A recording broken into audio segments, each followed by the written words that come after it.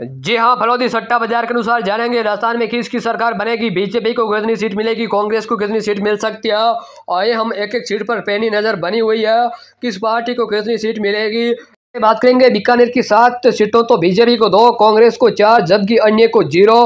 कोटा जिले की 6 सीटों की बात करें तो बीजेपी को 2, कांग्रेस को 3 और 1 सीट अन्य को मिल सकती है। कोटा में टोटल 6 विधानसभा सीट है जिस पर बीजेपी भारी पड़ सकती है, जबकि 1 सीट अन्य निकालने में कामयाब रह सकता है, जबकि कांग्रेस को कुल 2 सीट मिलेगी। जयपुर जिले की 19 विधानसभा सीटों की बात करें तो कांग्रेस को 11, बीजेपी को 8, बाकी अन्य को 0 सीट मिल सकती है। जयपुर में टोटल 19 विधानसभा सीट है जिस पर कांग्रेस भारी पड़ सकती है, बीजेपी को सिर्फ और सिर्फ 8 मिलेगी। भरतपुर में 7 विधानसभा सीट है, कांग्रेस को 5 तो बीजेपी को 2, अन्य को 0 सीट मिलेगी। अब जाते हैं झुंझुनू जिले की बात करें तो कांग्रेस को 3 मिलेगी, बीजेपी को 4, अन्य को 0 सीट मिलेगी। झुंझुनू जिले में टोटल 7 विधानसभा सीट है जिस पर बीजेपी भारी पड़ सकती है, बीजेपी को 4 सीट मिलेगी तो कांग्रेस को 3।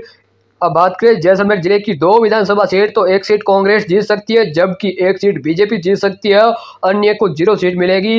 इस पर यानी कांटे की टक्कर रह सकती है, 1 सीट कांग्रेस निकालने में कामयाब तो 1 सीट बीजेपी निकालने में कामयाब रह सकती है। बाड़मेर जिले की 7 विधानसभा सीटों के बारे में बात करें तो कांग्रेस को 4 सीट मिलेगी जबकि बीजेपी को 2 और 1 सीट अन्य को मिल सकती है। राजस्थान में यानी अन्य निर्दलीय भी भारी पड़ सकता है बाड़मेर जिले में 1 सीट जीतने में, जबकि बात करें जालोर जिले की 5 विधानसभा सीट तो बीजेपी को मिलेगी 2 और 3 सीट कांग्रेस के गढ़ में जा सकती है, अन्य को 0 सीट मिलेगी। टोटल यानी जालोर जिले में 5 विधानसभा सीट है जिसे कांग्रेस बीजेपी को तगड़ा झटका दे सकती है। अब बात करें अजमेर जिले की 8 विधानसभा सीट तो कांग्रेस को तगड़ा झटका लग सकता है, कांग्रेस के खाते में 3 सीट, बीजेपी के खाते में 5 सीट, अन्य के खाते में 0 सीट दे सकती है। अजमेर जिले में बीजेपी का पलड़ा भारी रहेगा जबकि कांग्रेस को बड़ा झटका दे सकती है बीजेपी। पाली की 6 विधानसभा सीटों की बात करें तो जिस पर कांग्रेस को मिलेगी 2 सीट तो बीजेपी को मिलेगी 4 सीट, अन्य को मिल सकती है 0 सीट। पाली जिले में बीजेपी का पलड़ा भारी रहेगा जबकि कांग्रेस को बड़ी टक्कर दे सकती है बीजेपी।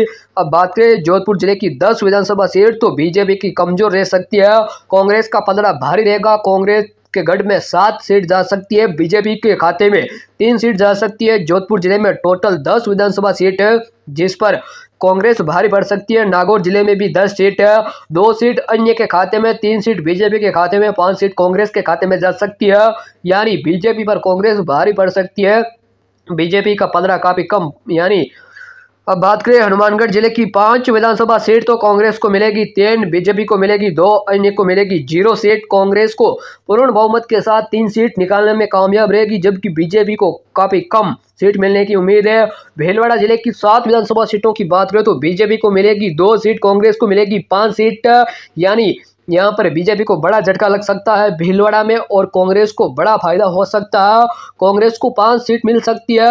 अब बात करें अलवर जिले की 8 विधानसभा सीटों की तो यहाँ कांग्रेस को 4 तो 4 बीजेपी को मिलेगी, अन्य को 0 सीट मिल सकती है, यहाँ पर कांटे की टक्कर रह सकती है, कांग्रेस व भाजपा के बीच बड़ा मुकाबला होने वाला है। 4 सीट कांग्रेस के खाते में, 4 सीट भाजपा के खाते में। धौलपुर की 3 विधानसभा सीट है यानी 2 बीजेपी तो 2 कांग्रेस के खाते में जा सकती है, अन्य को 0 सीट मिलेगी, यहाँ पर भी कांटे की टक्कर रह सकती है। बात करें बीकानेर की जिले तो बीजेपी को 3 मिलेगी जबकि कांग्रेस को 4 और अदर्स को 0 सीट मिलेगी, यहाँ पर कांग्रेस का पलड़ा भारी रहेगा और बीजेपी को काफी कम बहुमत मिलने की उम्मीद है। नए नए ओपिनियन पोल आते हैं तो अब बात करें गंगानगर जिले की 6 विधानसभा सीट तो बीजेपी को 1, कांग्रेस को 4, अदर्स को 1 सीट मिल सकती है, अदर्स का मुकाबला भारी रह सकता है।